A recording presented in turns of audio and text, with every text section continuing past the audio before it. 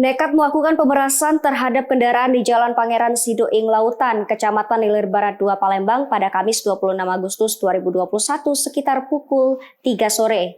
Nopriadi alias Nopen, 35 tahun, warga Lorong Kedukan 1 Kecamatan Gandus Palembang ditangkap unit Ranmor Satreskrim Polrestabes Palembang saat sedang nongkrong di halte Monumen Jumat kemarin 17 September 2021 sekitar pukul 19.30 waktu Indonesia bagian Barat.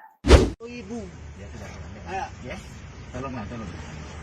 Ya. Kalau samui dengan motor apa 2.000? Tidak, ini 4.000. 4.000 enggak lah. Enggak lah, Pak. Ya.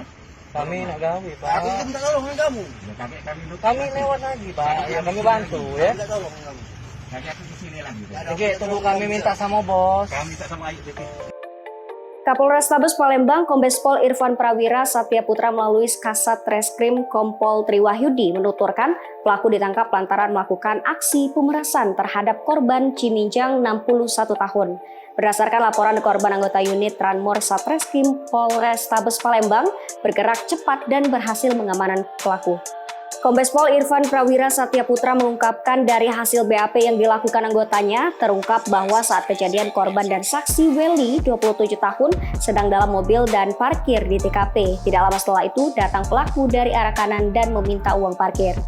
Korban kemudian memberikan uang Rp4.000, namun pelaku tidak terima. Saat itu korban takut dan ingin menutup pintu mobilnya, namun dihalangi oleh pelaku. Karena takut dan merasa terancam, korban kemudian memberikan uang Rp10.000 kepada pelaku. Lanjut, Kompol Tri mengungkapkan setelah mengamankan pelaku, anggotanya turut mengamankan barang bukti berupa rekaman video kejadian dan sisa uang dari korban sebesar Rp5.000.